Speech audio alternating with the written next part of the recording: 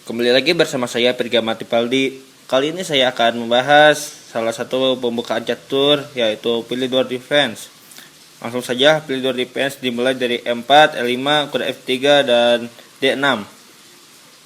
Ya, pertama-tama ialah bahwa Philidor Defense ialah pembukaan yang cukup solid. Tetapi pembukaan ini jarang dipakai karena pembukaannya yang bersifat pasif sekali. Karena ya, di sisi lain bedak di D6 tidak mengontrol bedak pusat, melainkan hanya sekedar membantu di pion di E5.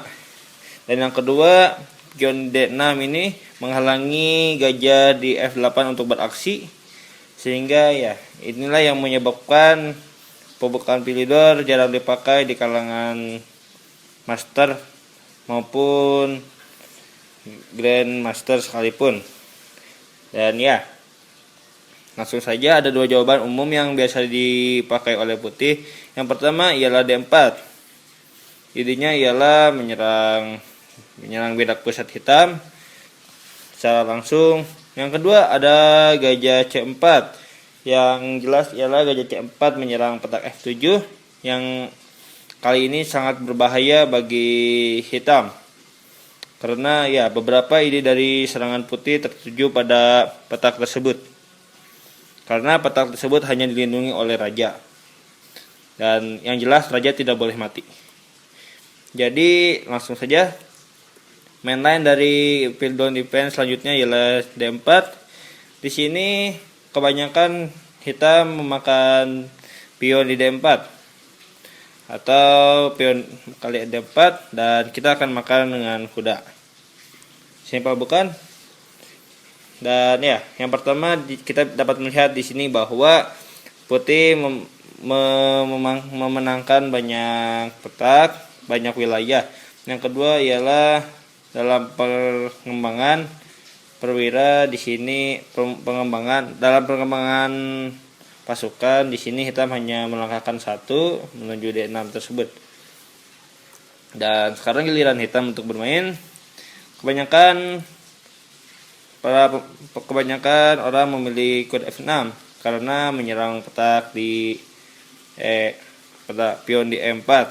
Dan seperti biasa jawaban umum ialah kuda C3 dan kuda C6 mengembangkan kuda, lalu menyerang F7 dengan gajah C4, lalu gajah E7 bercabut untuk rokade pendek. Dan ya, seperti itulah kira-kira gerakan-gerakan umum yang dilakukan oleh para pemain Philidor Defense. Yang pasti ialah di sini putih memenangkan lebih banyak ruang untuk bermanuver ataupun untuk berinisiatif membuat serangan atau dan lain-lain. Ya, dan yang paling utama ialah dalam posisi seperti ini hitam sangat-sangat tidak disarankan untuk menyerang kuda dengan C5. Ya, idenya sangat bijak, mengambil satu tempo dengan mengembangkan pionnya.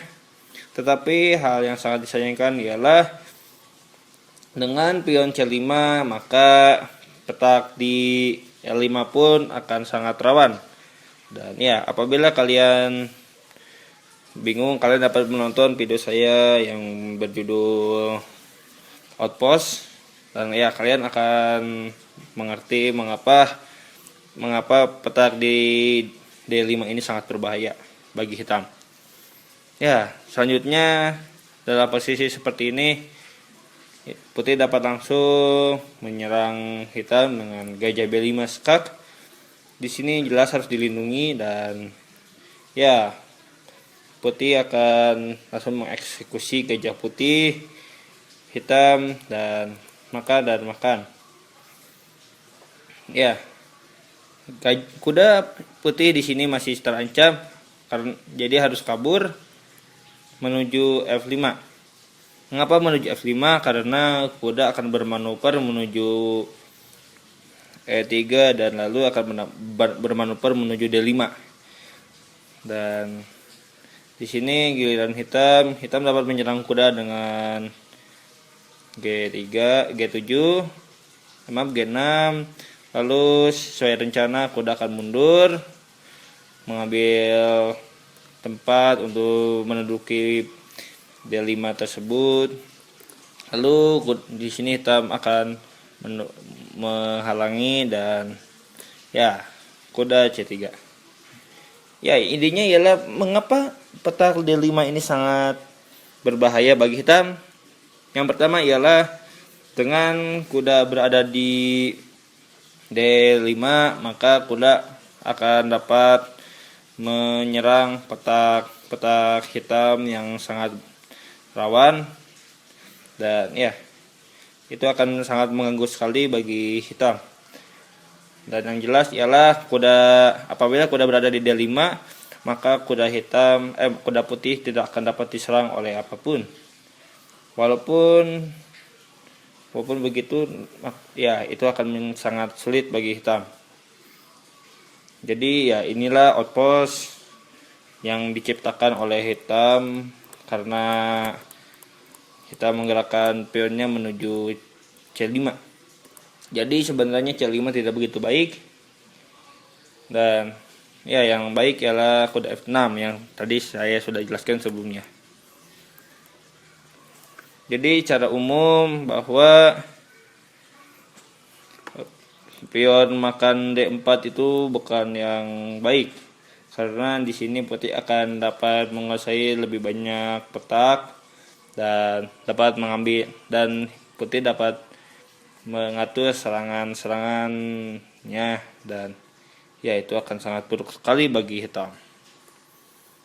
Lalu sebenarnya apa langkah yang baik bagi hitam saat ini? Ya, saya merekomendasikan kuda D7 Hanham Variation. Tetapi kuda F6 pun dapat dimainkan. Dan sekarang giliran putih. Di sini putih harus melindungi pion di E4 yang sedang diserang. Ya. Lalu di sini hitam dapat kembali menyokong pion di E5 dengan kuda D7. Dan ya, di sini putih dapat mencoba untuk menggerakkan gajahnya menuju C4 menyerang F7, ataupun mencoba untuk menggerakkan gajahnya menuju G5 dan memimpin kuda terhadap menteri. Ya, akan di sini putih memiliki banyak sekali taktik-taktik yang dapat digunakan, dan ya lain hanya dengan hitam. Di sini gajah hitam hanya dapat bergerak menuju E7 maka pendek, dan gajah di C8 pun terkurung, tidak dapat melakukan apa-apa. Ya, itulah jenis variation. Lalu bagaimana dengan kuda C6? Dan kita dapat melihat kuda C6 tidak lumayan baik karena menyerang pion di D4. Tetapi setelah D5, di sini kuda harus menghindar. Kuda dapat menghindar menuju B4, tetapi setelah pion C4, di sini kuda pun harus kembali kabur ataupun dilindungi karena ancam skak di A4 dan akhirnya memakan kuda. Ya, itu akan sangat tidak baik bagi hitam. Lalu bagaimana dengan Hanham Variation kuda D7? Ya, di sini saya merekomendasikan untuk menggerakkan gajah menuju C4. Kenapa? Karena sudah jelas ya, gajah C4 menyerang petak F7, menyerang petak yang hanya dapat dilindungi oleh raja, dan itu akan sangat tidak baik bagi hitam. Ada beberapa jawaban yang dapat dilakukan oleh hitam saat ini, tetapi jawaban yang jelas yang paling umum ialah C6. Ya, saya tidak akan membahasnya lebih lanjut karena saya akan mencoba untuk membuat video tentang hand impression ini secara mendetail. Jadi sekali lagi saya ingin menekankan bahwa pembukaan pilidor ialah pembukaan yang solid tetapi pasif, karena ya dibandingkan dengan kuda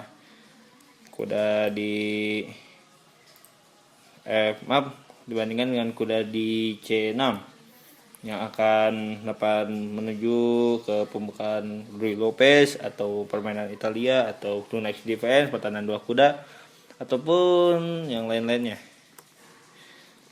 Tapi ajaibnya sendiri, setelah D4 di sini, pilidor yang membuat pembukaan ini menyarankan untuk menggerakkan pion di F5. Nah, inilah pilidor counter gambit. Idenya ialah mengembangkan perwira gajahnya mirip seperti pembukaan gambit menteri ataupun pembukaan gambit raja. Di sini apabila putih memakan pion, maka pion dapat dimakan oleh gajah, dan pengembangan perwira gratis oleh pengorbanan pion tersebut. Kita dapat melihat seperti ini. Tetapi di sini putih dapat menolak gambit dengan gajah C4, menyerang petak F7 seperti biasa. Apabila hitam memakan pion, maka di sini putih dapat mencoba untuk mengeksploitasi dengan dengan kuda G5 yang F7. Dan ini dapat menguntungkan putih karena yang pertama ialah putih sudah mengembangkan 2 perwiranya dan hitam belum mengembangkan perwiranya sama sekali. Dan ini akan sangat menguntungkan bagi putih. Jadi secara umum saya menjelaskan bahwa pembukaan pilidor salah satu pembukaan yang bagus, tetapi tidak begitu baik di kalangan para master, grandmaster ataupun dan intinya bahwa catur itu harus dipelajari sedalam mungkin apabila kalian ingin bermain dengan sungguh-sungguh. Dan apabila kalian tidak begitu tertarik kepada catur, maka kalian dapat mencoba menonton video-video saya yang lainnya agar dapat membuat kalian menjadi tertarik dalam catur. Sekian pilidor defense atau pertahanan pilidor. Mohon maaf bila ada kesalahan, subscribe-nya dan sampai jumpa.